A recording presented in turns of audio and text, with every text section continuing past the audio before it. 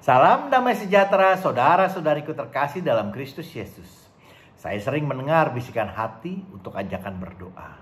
Dulu saya sering menunda atau bahkan lari dari ajakan ini. Ntar deh habis ini. Atau sebentar lagi ya, lagi asik nih. 5 menit lagi deh, nanggung nih. Ntar aja deh waktu mau tidur. Tanpa sadar, rupanya dulu saya sering menyampingkan kebutuhan untuk berdoa. Apa artinya? Rupanya dulu saya masih sangat mengandalkan diri saya. Mungkin lebih tepat dikatakan saya belum mengenal Tuhan sampai tahap berelasi secara dekat. Hanya sekedar tahu saja.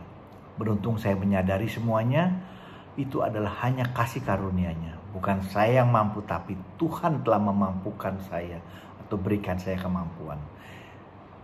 Dan menyadarkan saya bahwa saya selalu harus mengandalkan Tuhan.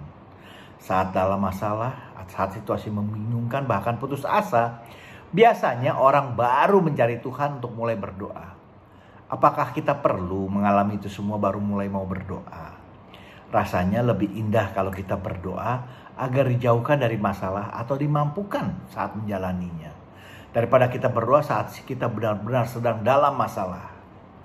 Saya mencatat ada beberapa alasan dalam kitab suci mengapa dan bagaimana kita menyediakan waktu untuk berdoa.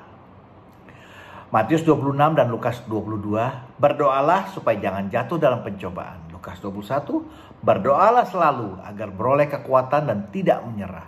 Efesus 6, berdoalah setiap saat dalam roh, waspada dan tekun dalam setiap doa dan permohonan. Berdoalah bagi orang kudus. Yakobus 5, berdoalah saat menderita. 1 Tesalonika 5, tetaplah berdoa. Yakobus 4, jangan berdoa untuk memuaskan hawa nafsu. Matius 6, berdoalah dalam kamar. Markus 1, berdoalah di tempat sunyi. Kisah para Rasul 8, berdoalah supaya diampuni dari niat hati yang jahat. Masih banyak lagi alasan-alasan lain yang dapat kita lihat untuk kita bisa berdoa menurut kitab suci. Kadang saya suka berpikir, untuk apa Tuhan menciptakan manusia? Rasanya kita sebagai manusia diciptakan Tuhan karena Dia mau kita mengenal Dia, mencintai Dia, melayani Dia di dunia ini, dan kemudian bisa hidup berbahagia bersamanya nanti. Pertanyaannya, bagaimana kita bisa mengenal Tuhan? Kita bisa mengenal Tuhan melalui relasi yang kita bangun dalam penjumpaan, dalam komunikasi kita dengan doa. Kita perlu membuka hati agar Tuhan bisa berkomunikasi balik dengan kita, sehingga Dia bisa mengungkapkan dirinya kepada kita. Berdoa berarti berusaha untuk mengenal Dia. Buka hati kita agar Tuhan bisa bekerja untuk merubah kita menjadi orang yang baru seturut kehendak-Nya. Roma 9 ayat 21. Tanpa doa kita tidak bisa mengenal Tuhan. Kita mungkin saja tahu Tuhan, tapi tidak mengenalnya dalam arti berelasi. Hanya sekedar tahu saja. Kita bisa baca banyak buku untuk mengetahui Tuhan. Tapi tanpa doa kita tidak pernah benar-benar mengenal Dia. Dalam arti yang sesungguhnya. Bukankah Alkitab juga mengatakan kalau setan pun tahu siapa Tuhan, siapa Yesus. Tapi mereka tidak memiliki relasi dan kedekatan. Markus 1 ayat 24. Saat Pak Jokowi mengumumkan menteri-menterinya, ada beberapa teman mengatakan bahwa saya kenal dengan Menteri A. Yang lain mengatakan saya kenal dengan Menteri B. Kelihatannya banyak orang bangga karena kenal dengan pejabat atau orang terkenal. Harusnya kita akan lebih bangga lagi loh kalau kita kenal secara dekat dengan Tuhan. Pernahkah kita mendengar ada suami istri teman kita yang tentunya saling mencintai dan sudah menikah sekian puluh tahun secara harmonis? Kita sering mengatakan, kok mukanya makin lama makin mirip ya? Kayaknya jatuh cinta dapat membuat orang menjadi mirip dengan pasangannya. Bukankah ini berita baik? Bila kita mencintai Yesus dan memiliki relasi yang baik dengannya, maka kita pun akan mirip. Semakin lama dapat semakin menyerupai Yesus dan bertindak seperti Yesus. Ternyata mengenal Yesus dan mencintainya akan merubah kita jadi mirip seperti Dia. Dengan memiliki relasi yang intim dengan Tuhan, maka cara pandang kita, pola hidup kita, bahkan cara berdoa pun jadi berubah. Sepertinya untuk mencapai kebahagiaan ada ruang dalam hati kita yang Tuhan ciptakan untuk tempat Dia bersemayam di sana. Yang dulu kita bisa merasa kosong dan tidak pernah terpenuhi walau kita sudah berusaha mengisinya dengan segala macam bentuk hobi, kesukaan, pergaulan, maupun segala macam kesenangan. Tapi tidak pernah terpenuhi. Hanya saat kita mengisinya dengan Tuhan, baru hidup kita terasa penuh, terasa sukacita. Bagaimana mengisinya?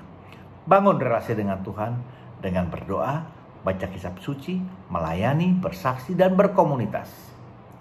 Pernah ada cerita menarik yang saya dengar beberapa waktu lalu. Ada seorang tukang bakso Katolik dan pedagang yang ateis, yang hidup bertetangga dan bersahabat. Mereka bisa saling bercanda, meledek tanpa khawatir ada yang tersinggung. Di mana si Katolik ini cukup saleh, rajin ke gereja, taat beribadat, dan juga rajin berdoa. Kemudian karena satu dan lain hal, si Katolik ini jatuh bangkrut dan mengalami kesulitan. Bahkan untuk makan saja dia kesulitan. Hingga suatu saat sahabat ateisnya meledeknya. "Hei, kemana Tuhanmu? Ayo doa, biar Tuhan beri kamu uang sehingga kamu bisa berdagang lagi." Sebenarnya tanpa disuruh, orang ini pun sudah berdoa dan dia selalu mengandalkan Tuhan. Hingga suatu pagi, saat bangun tidur, dia buka pintu, dia kaget ada sekotak uang. Setelah dihitung ternyata jumlahnya cukup untuk memulai dagang lagi. Dalam kegembiraannya, dia lari menemui sahabat ateisnya untuk menceritakan kabar gembira ini. "Hei, kamu tahu, Tuhan itu maha kasih. Aku sudah mendapatkan uang itu." Namun tetangga ateis ini menertawakannya dan mengatakan, "Hei, kamu tuh bodoh banget sih. Udah tua kok masih bodoh. Mana mungkin Tuhan menaruh uang di depan pintu rumah kamu. Itu saya yang menaruhnya tadi pagi untuk membantu kamu kembali berdagang." Nah, apa moral cerita ini? Tuhan bisa memakai siapapun untuk kemuliaannya, termasuk menggerakkan si ateis ini yang tidak percaya pada Tuhan sekalipun. Kadang ada juga orang yang takut berdoa hanya karena khawatir doanya tidak dikabulkan. Memang bisa saja Tuhan memberikan sesuatu yang berbeda dari apa yang kita minta, tapi bukan berarti itu tidak baik. Saya pernah punya pengalaman seperti ini. Saat selesai kuliah S2, saya pindah ke Los Angeles County untuk mencari kerja. Di sana ada satu restoran barbecue yang kesukaan saya yang enak banget. Namanya Sabu. Saya bisa makan di sana 5 kali dalam seminggu. Itu pun merupakan restoran favorit bagi mahasiswa Indonesia karena porsinya cukup besar dan harganya relatif terjangkau. Sehingga banyak sekali pelanggan Indonesia di sana. Boleh dikatakan saya sering sekali bertemu dengan teman Indonesia saat makan di situ. Suatu saat makan di sana, saya sadar bahwa saya tidak bawa dompet. Saya bingung dan stres juga. Zaman itu handphone belum populer. Saya sangat berharap bisa ada teman yang makan di sana sehingga bisa ketemu dan kemudian saya pinjam uang untuk bayar makanan tersebut. Mata saya selalu tertuju ke pintu. Setiap ada yang masuk, saya selalu melihat, aduh, tidak kenal. Saya selalu berharap itu adalah teman saya. Gawatnya lagi, restoran ini kecil, bangkunya nggak banyak, namun ramai sekali, sehingga banyak orang yang menunggu mengantri. Saya duduk di sana sekitar hampir 3 jam, namun tetap tidak ada orang yang datang yang saya kenal. Saya mulai putus asa dan rasanya mau menangis. Dan saya sedikit memaksa Tuhan untuk mengirim orang Indonesia makan kemari supaya saya bisa pinjam uang. Saya juga sudah berkali-kali melihat uncle penjualnya itu melirik ke saya.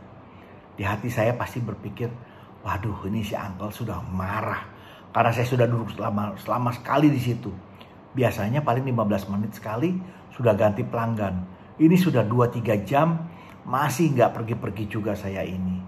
Saya bingung saya harus bagaimana. Dan saya makin stres waktu saya lihat uncle tadi menghampiri saya.